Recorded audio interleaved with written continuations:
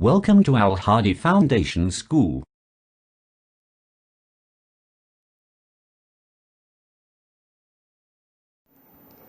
बिस्मिल्लाहिर्रहमानिर्रहीम।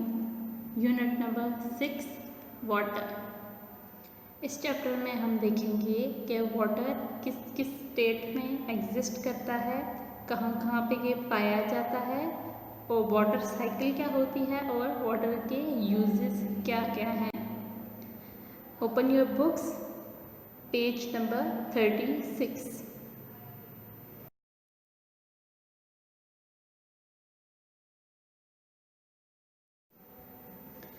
Page number 37।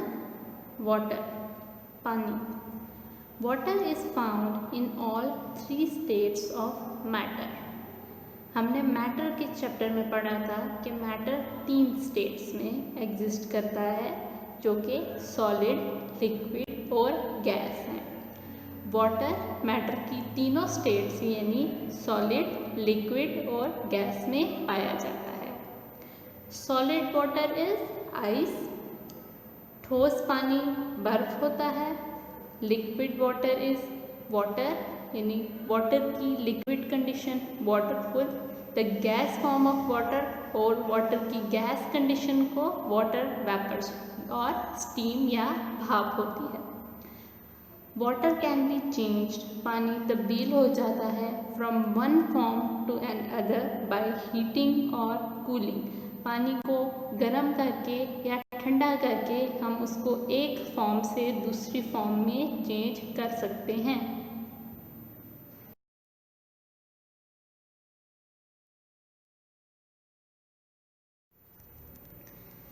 Page number 37, paragraph 2। Water in the air, हवा में मौजूद पानी। The air contains a lot of water, हवा में बहुत ज़्यादा पानी होता है। When the sun shines on the sea, जब समंदर की सतह पर सूरज चमकता है, a lot of water changes into water vapor, बहुत ज़्यादा पानी वाटर वेपर यानी बुखारात बनकर हवा में जाता है and rises into the air, और हवा में ऊपर की तरफ उठ जाता है। When this water vapor is cooled by the air, जब ये हवा के बुखारात हवा में ठंडे हो जाते हैं, it turns back into tiny drops of water, ये पानी के छोटे छोटे कतरों में तब्दील हो जाते हैं, which float in the air, जो हवा में तैरते रहते हैं।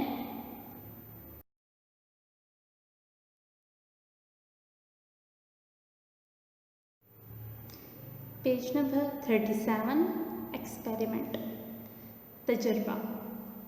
Pour about half a cup of very hot water into a large empty heat-proof jar.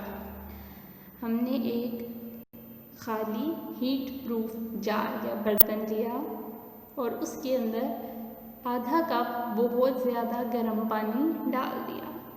Cover the jar with a metal lid, jar को या बर्तन को लोहे के ढक्कन से बंद कर दिया। Place an empty can filled with ice cubes on the top of lid, और ढक्कन के ऊपर एक खाली कैन रखा और उस कैन के अंदर बर्फ़ के टुकड़े डाल दिए। What do you see? आपने क्या देखा? It is raining inside the jar. Jar के अंदर बारिश हो रही है।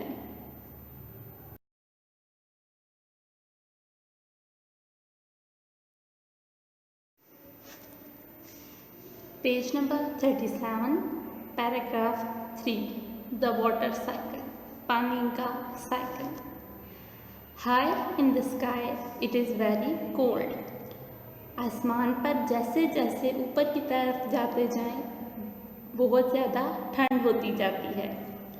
Water vapours that rises high above the land cools down to form clouds. ऊपर हमने देखा कि जब सूरज निकलता है और समुंदर की सतह पर उसकी रोशनी पड़ती है तो पानी वाटर वेपर्स में चेंज होकर ऊपर उठता है। वो गर्म होता है, हल्का होता है इसलिए ऊपर उठता है, ऊपर उठता जाता है। जैसे जैसे वो ऊपर जाता है आसमान ऊपर ऊपर ठंडा होता है।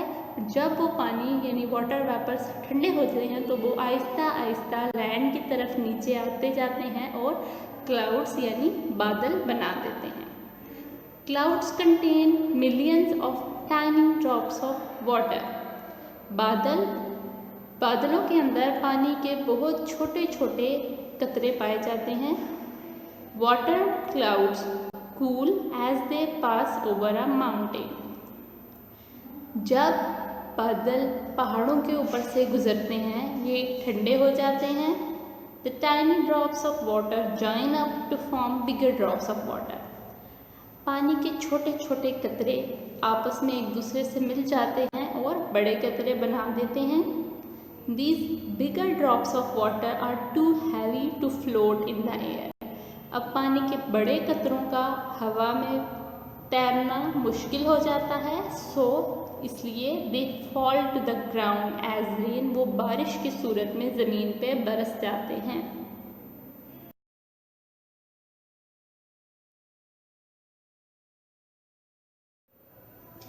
Page number 38। अब हम देखेंगे कि किस तरह वाटर साइकिल में पानी मूव करता है। सबसे पहले सनलाइट वाटर पर पड़ती है, वार्म एयर राइजेस, जिससे हवा गर्म हो जाती है और वो ऊपर की तरफ उठती है, यानी कि वाटर वेपर्स ऊपर की तरफ उठते हैं।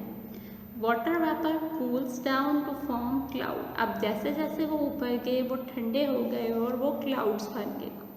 क्लाउड्स मूव करते हुए माउंटेन्स पे जाते हैं जहाँ पे वो और ठंडे हो जाते हैं और टाइनी ड्रॉप ऑफ वाटर जो हैं वो लार्ज ड्रॉप ऑफ वाटर में चेंज हो जाते हैं और heavy drops of water come down as rain, और वो भारी होकर बारिश की सूरत में बरस जाते हैं। जब वो गिरते हैं तो पहाड़ों पर बर्फ़ की सूरत में गिरते हैं। जब बर्फ़ पिघलती है तो वो पानी स्ट्रीम्स की फॉर्म में बहता हुआ आता है, रिवर्स बनाता है और वो स्ट्रीम्स और रिवर्स फ्लो करते हुए वापस सी में आ जाते हैं, सी तक पहुंच जाते हैं। यानी सी से निकला हुआ वाटर वापस रोटेट होकर सी तक पहुंच जाता है और वाटर साइकिल कंप्लीट हो जाता है।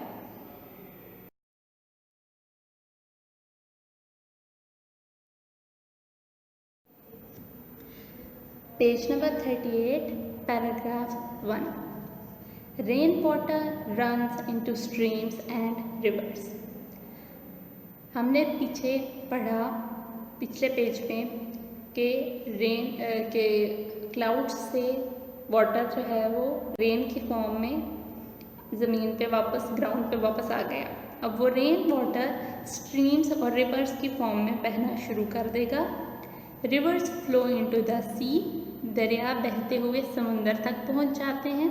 सो the water return to the sea. इस तरह से पानी वापस समुंदर तक पहुंच जाता है। इन दिस वे, इस तरह से the water on the earth, ज़मीन पर मौजूद पानी goes round round and round, गोल गोल चक्कर लगाता रहता है। We call this process the water cycle, और इस अमल को हम पानी का साइकिल या वाटर साइकिल कहते हैं।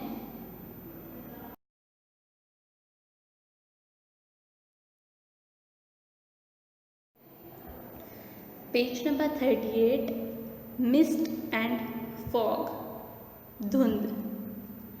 समटाइम्स, कभी कभार, on a cold clear night, एक ठंडी साफ रात में, यानी जब आसमान पे बादल नहीं होते हैं, क्लाउड्स में फॉर्म नियर द ग्राउंड, ज़मीन के करीब बादल बन जाते हैं।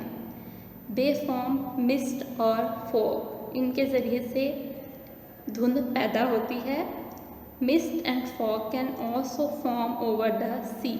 मिस्ट या फॉग यानी धुंध समुद्र की सतह पर भी बनती है।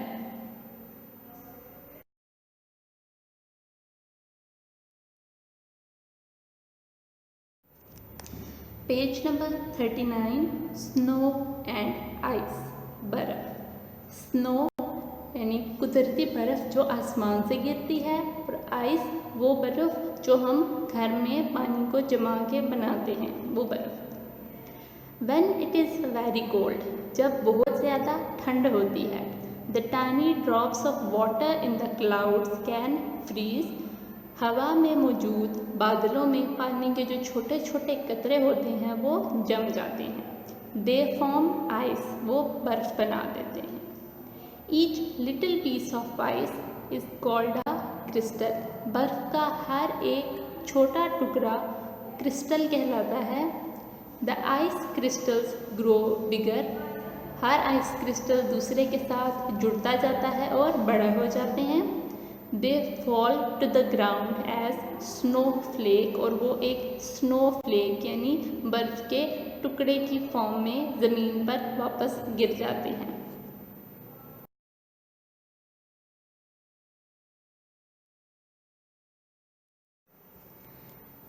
Page number 39, paragraph 2, ground water. ज़मीन की सतह में मौजूद, ज़मीन की तह में मौजूद पानी। As rain water flows along the ground, जैसे जैसे बारिश का पानी ज़मीन पर बहता है, some of it soaks into the ground, इसमें से कुछ ज़मीन में जज़्ब हो जाता है। It gathers in the space between the rocks, और ये चट्टानों के दरमियान मौजूद खाली जगहों में इकट्ठा हो जाता है। This water is called ground water, इस पानी को हम ज़ेरे ज़मीन पानी या ग्राउंड वाटर कहते हैं।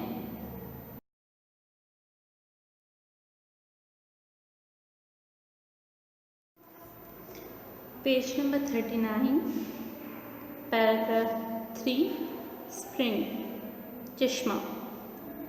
A spring is a place where groundwater flows out of a hole or crack in the ground. चश्मा वो जगह होती है जहाँ पे ज़ेरे ज़मीन पानी यानी ज़मीन के नीचे मौजूद पानी एक सुराख या एक दरार के ज़रिए से ज़मीन से बाहर निकलता है।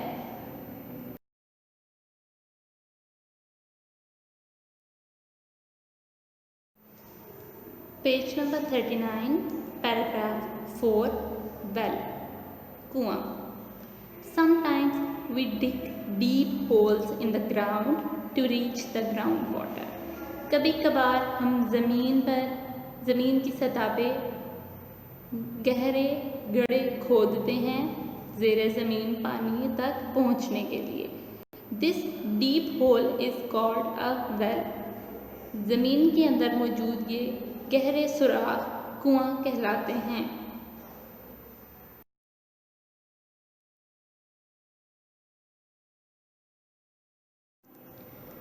Page number 40, how do we use water, हम पानी को कैसे या किस किस तरह से इस्तेमाल करते हैं। We use water in many ways, हम पानी को मुख्तलिफ़ तरह से इस्तेमाल करते हैं।